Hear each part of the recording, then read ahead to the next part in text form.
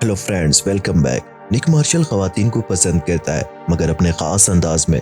बचपन ही से वो अपने शो गर्ल माँ के ड्रेसिंग रूम में परवरिश पाता रहा है, जहाँ वो नेम लिबास खवातीन के दरमियान बड़ा हुआ। उसकी माँ के लिए उसका बेटा सबसे ज्यादा अहम होता है, और यूनिक बचपन में ही डांसर्स के लिए खुशबख्ती की अलामत बन जाता है। खवातीन की मुसलसल तवज्जो उसे एक बेशरम दिलपैंग शख्स में तब्दील कर देता है, और वो समझता है कि वो खवातीन के बारे में सब कुछ जानता है।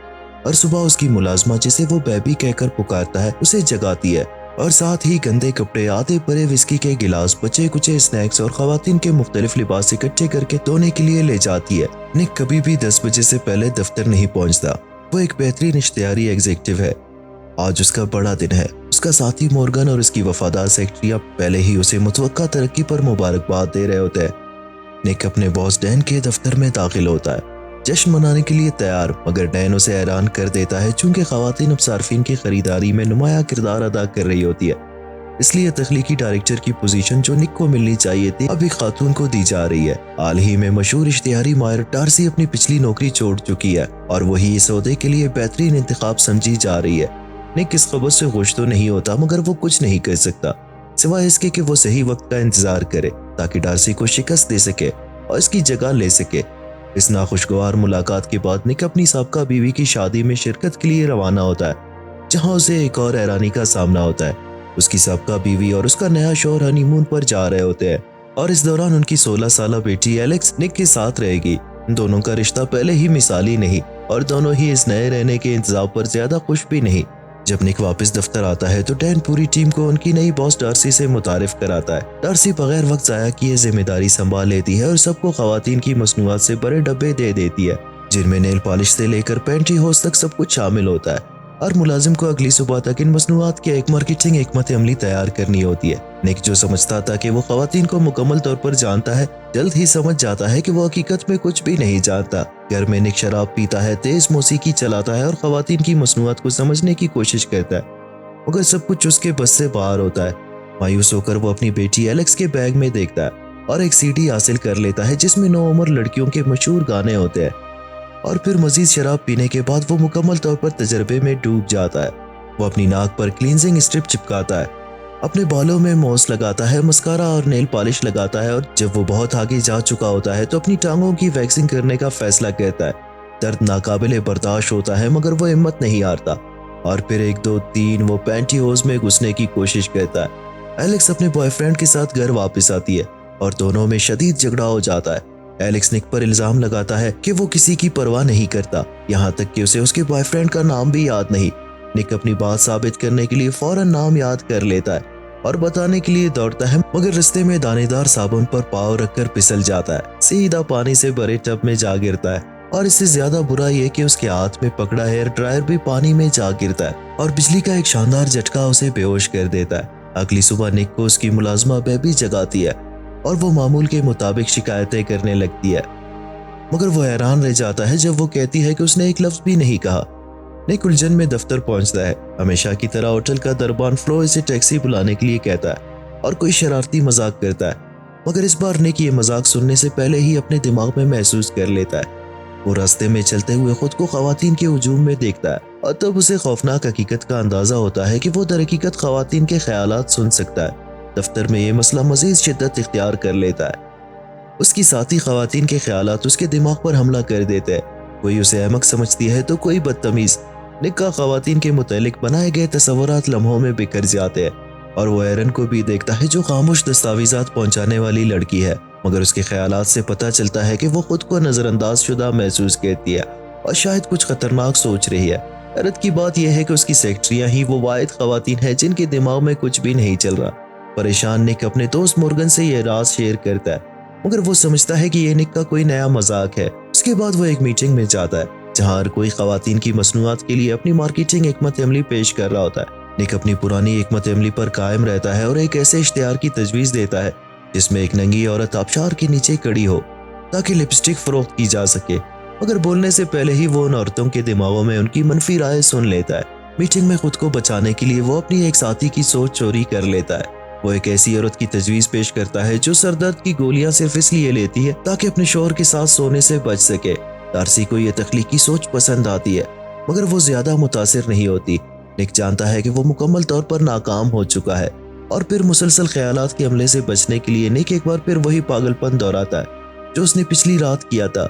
मगर इस बार वो अपनी बालकनी में खड़ा होकर बिजली के झटके से अपनी इस सलाहियत को खत्म करने की कोशिश करता है। कायनात उसकी ख्वाहिश पूरी करती है और आसमानी बिजली उस पर गिरकर उसे बेहोश कर देती है। अगली सुबह जब वो जागता है तो उम्मीद करता है कि ये सलाहियत खत्म हो चुकी होगी, मगर मसला ये है कि इर्द गिर्द कोई औरत ही नहीं जिस पर वो ये आजमा सके। यकीन हासिल करने के लिए वो सीधा एक सुपरमार्केट चला जाता है जहाँ औरतों की भीड़ होती है। जैसे ही वो अंदर दाखिल होता है ख्यालात का तूफान उस पर हमला कर देता है। अब वो घबरा कर अपने पुराने साइकेट्रिस्ट के पास चला जाता है। वहाँ कुछ तजर्बात के बाद वो मालिज को कायल कर लेता है कि वो वाकई खवातीन के ख्यालात सुन सकता है, मगर हैरत अंगेज तौर पर मालिज उसे बदकिस्मत कहने के बजाय खुशनसीब करार देती है। ये कोई लानत नहीं बल्कि एक जबरदस्त सलाहियत है, एक सुपर पावर निक जो लोगों को मुतासिर कर सकता है, उन पर असरअंदाज हो सकता है और जो चाहे हासिल कर सकता है। निक को ये बात 2 बार सुनने की जरूरत नहीं, दुनिया इसकी हो सकती है। वो फौरन इस मशवरे पर अमल करता है और अपनी तवज्जो इस वाहिद औरत पर मरकूज करता है जो हमेशा उसके शहर से बचती रही है, लूला, जो एक कैफे चलाती है। लूला अंदरूनी तौर पर निक को बहुत पसंद करती है, मगर उसने उसे हमेशा एक नाकाम केस समझा था। अब निक के पास एक अंदरूनी हथियार है, वो बिल्कुल सही अल्फाज इस्तेमाल करता है और बूम, लूला उसके साथ डेट पर जाने के लिए मान जाती है। दफ्तर में निक अपनी नई सलाहियत एक के बाद एक औरत पर आजमाता है। वो औरतें जो पहले उसे नजरअंदाज करती थी अब उस पर फिदा होने लगती है। एक तो यहाँ तक सोचती है कि मुझे क्यों लगता है कि वो हमेशा मुझे घूर रहा है। ये नया मिलने वाला दयान निक को बेहद पुरजोश कर देता है। अब उसका अगला हदफ है डार्सी। वो उसे कंपनी से बाहर निकालने के लिए पुरअज़्म है। निक को उसके ख्यालात सुनकर पता चलता है कि नाइकी एक नई इश्तिहारी एजेंसी की तलाश में है।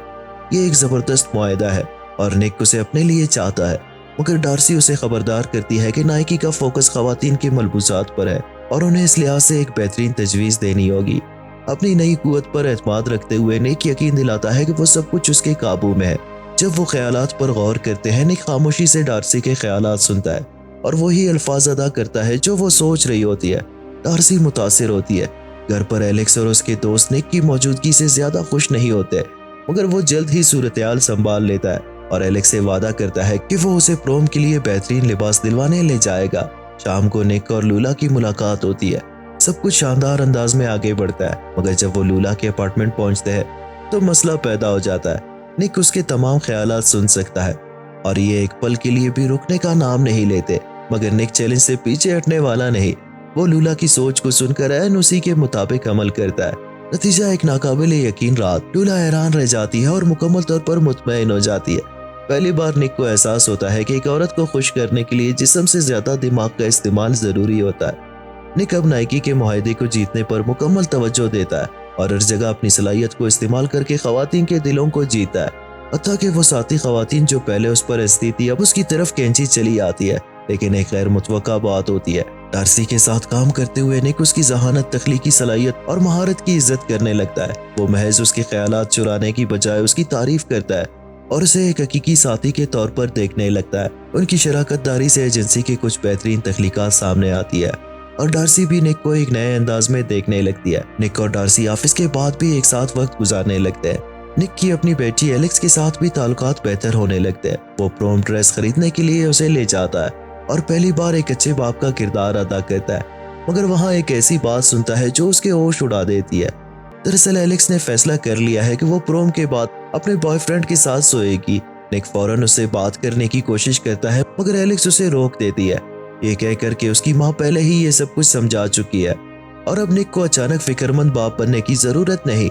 मायूस निक रात को घर पर टीवी देखते हुए बैठा रहता है कि अचानक डार्सी की कॉल आती है। एक लम्हे की बेसख्ती में वो उसे ड्रिंक लेने की दावत दे देता है। बार में डार्सी अपने तलाक के बारे में बताती है और कहती है कि यही वजह थी कि उसने अपनी पिछली नौकरी छोड़ दी।